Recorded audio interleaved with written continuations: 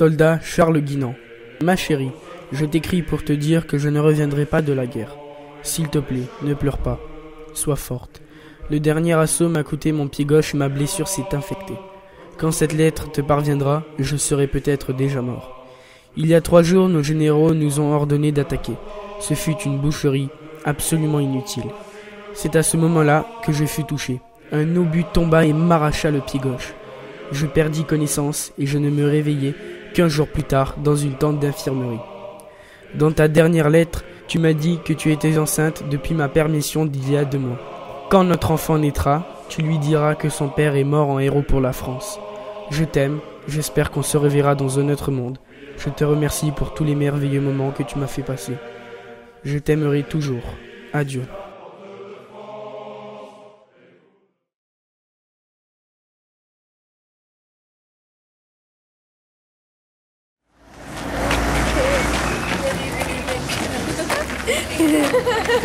Vous allez où les filles là?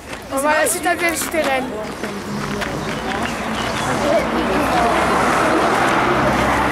Nous allons entrer dans la citadelle. C'est un petit train qui nous a transportés en pleine guerre de Verdun en 1916. Téléguidé par l'armée. Allez, c'est parti.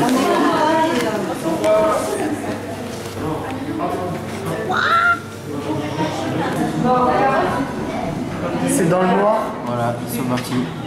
Il faisait très sombre, très froid et c'était très impressionnant. Sarajevo, juin 1914.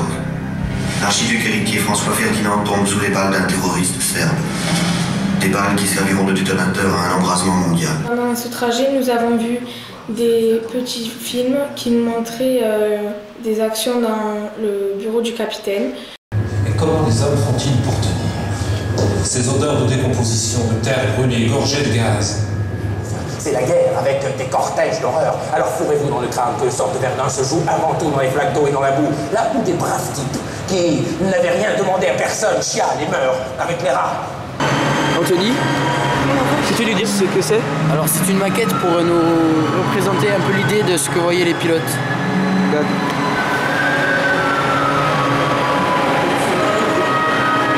Nous sommes dans une représentation des tranchées. C'était très ludique à la fois et ça nous a montré l'horreur dans les tranchées, l'obus, les cadavres. C'est bien fait. Hein.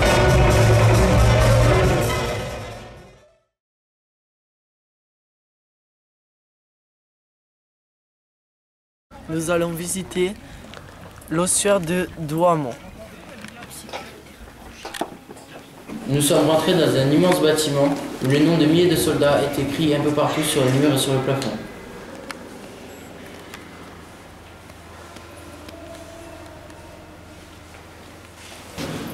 On estime qu'il y aurait encore sur le champ de bataille de Verdun 50 000 soldats. J'ai retenu que l'ossuaire est un monument qui regroupe les restes d'environ 130 000 soldats français et allemands qui n'ont pas pu être identifiés. La famille des soldats peuvent demander que le nom des disparus soit inscrit dans l'ossuaire. La forme du monument représente la garde d'une épée qu'on aurait plantée dans le sol. Les restes des soldats sont regroupés dans des fosses qui correspondent à l'endroit où ils ont été retrouvés.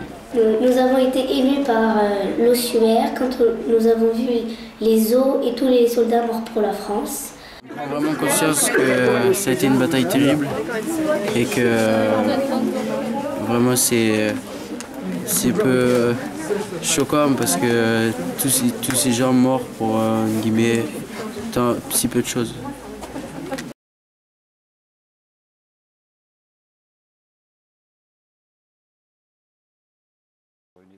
On s'est promené dans une forêt. Dans cette forêt, il y avait plein de trous et notre guide nous a dit que ces trous étaient formés par les obus allemands. Donc le village de Fleury, 400 habitants, et fait partie de ces villages détruits, morts pour la France, c'est-à-dire qu'on n'a pas pu les reconstruire puisqu'on est en zone rouge. Il y a énormément de munitions qui restent dans le sol, encore des corps de soldats, et on estime aujourd'hui qu'il reste dans le sol environ 30 tonnes de morceaux de fer pour chaque hectare. Dans ce village, il n'y a plus que de la verdure et des trous. Ce qui m'a choquée, c'est que j'ai pu imaginer rentrer chez moi dans mon village et qu'il soit aussi dévasté.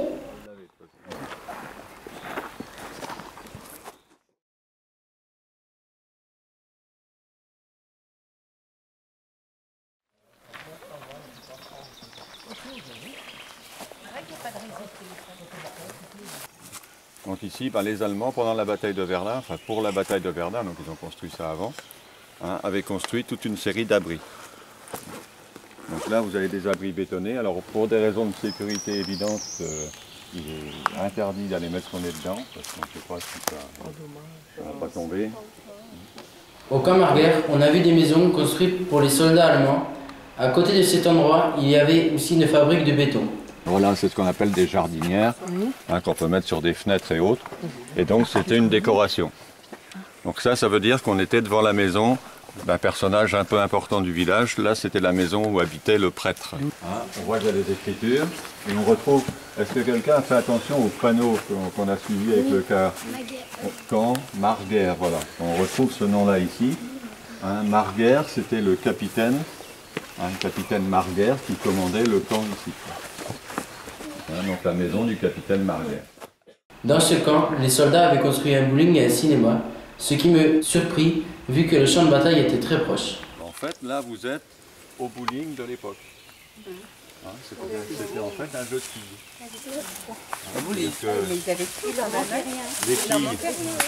Les quilles étaient posées au bout du béton là-bas. Ah ouais. C'était ici dans les villages, on pratique toujours. Ce camp ressemblait plus à un village qu'un camp de guerre.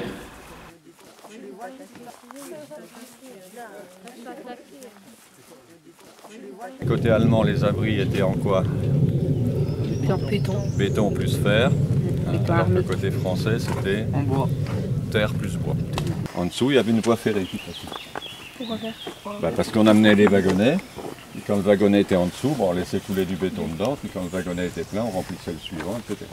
Le camp m'a fait sourire vu que les soldats s'amusaient comme chez eux, alors qu'ils se battaient 10 km plus loin. Je trouve cela bien d'oublier un peu la guerre et ses horreurs.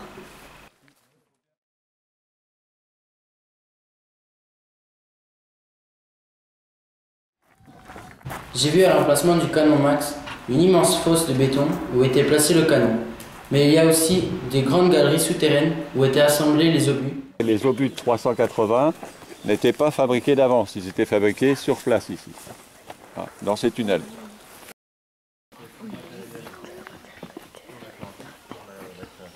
Le canon était destiné à tirer sur la ville de Paris.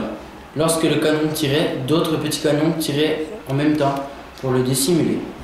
J'ai été choquée de toute la construction du canon Max, tout ça dans le but de détruire la vie. Et les clous là, sur la première rangée, c'est quoi au-dessus? Ça permettait, il y avait des glissières dessus qui permettaient de faire glisser le canon pour qu'il tourne. J'imagine que le canon qui lançait ses obus devait tout détruire.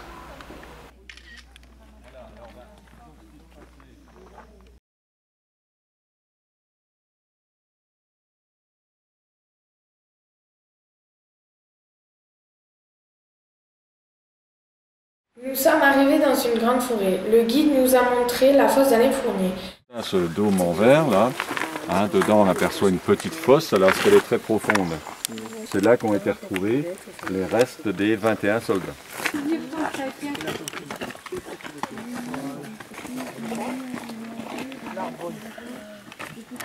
Alain Fournier est un grand écrivain. Il a été tué par les Allemands et enterré dans cette fosse. Et ils ont tous été enterrés au cimetière militaire de Saint-Denis.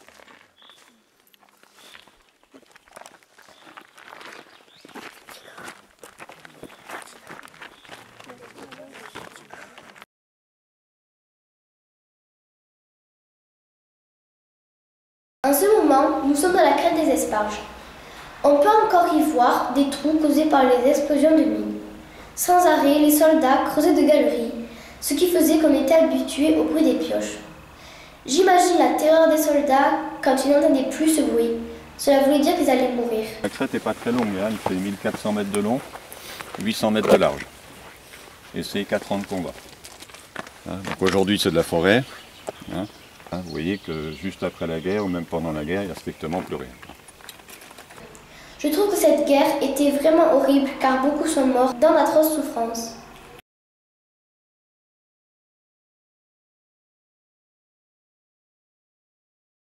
Le maire de Verdun nous a accueillis en nous disant « Bienvenue chez vous car cette ville appartient à tous les Français ». Dans cette mairie, il y a un musée où il y a une vitrine avec tous les cadeaux de chaque pays pour le sacrifice, mais aussi des objets de la guerre. Il y a un livre d'or où toutes les personnalités viennent écrire un mot. Ce musée-là existe depuis 1927.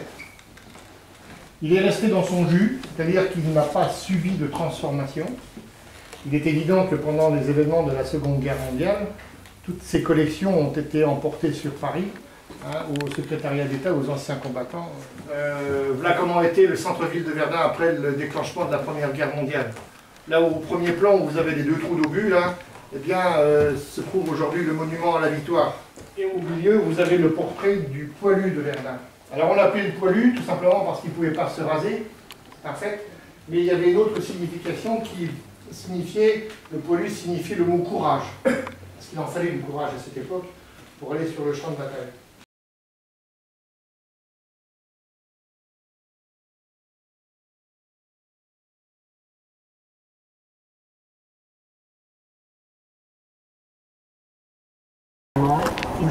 Ce qui m'a le plus marqué, c'est la modernité des canons allemands. Ils avaient une infirmerie, mais pour les blessés graves, ils les emportaient à l'hôpital. Le fort de Fermont fait partie de la ligne Maginot. Il a servi pendant la Deuxième Guerre mondiale, mais pas très longtemps. Pour visiter le fort, il faut prendre un ascenseur, puis il faut faire 1 kilomètre en petit train pour arriver à l'emplacement où il y a les canons de défense. Cet endroit est sombre, ça sent le moisi et il fait très humide. Le 13 novembre 1918, Eugène Puetzevera a 22 ans. Chers parents, le 9 à 10 heures du matin, on faisait une attaque terrible dans la plaine de Wavre. Il nous est impossible de nous replier sur nos lignes. Nous restons dans l'eau 36 heures sans pouvoir lever la tête. Dans la nuit du 10, nous reculons à 1 kilomètre de Dieppe. On ne peut plus se tenir sur nos jambes. J'ai le pied gauche noir comme du charbon et le corps violet. Il est grand temps qu'il vienne une décision, les brancardiers ne peuvent plus marcher car le Boche tire toujours. À 9 heures du matin, le 11, on vient nous avertir que tout est signé et que cela finit à 11 heures. 2 heures qui parurent durer des jours entiers. Enfin, 11 heures arrivent d'un seul coup. Tout s'arrête. C'est incroyable. Tout est bien fini. Alors la triste corvée commence d'aller chercher les camarades qui y sont restés.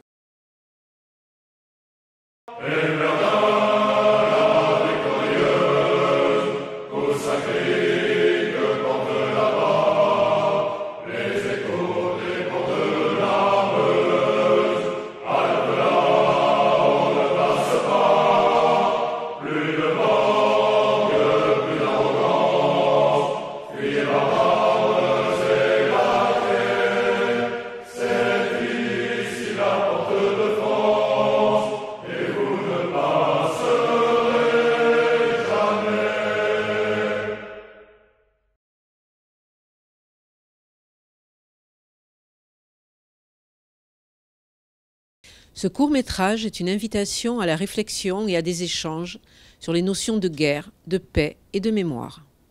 Il propose de sensibiliser les jeunes à l'importance du souvenir. Le montage permet des entrées multiples pour saisir l'implication du passé et du présent dans le futur.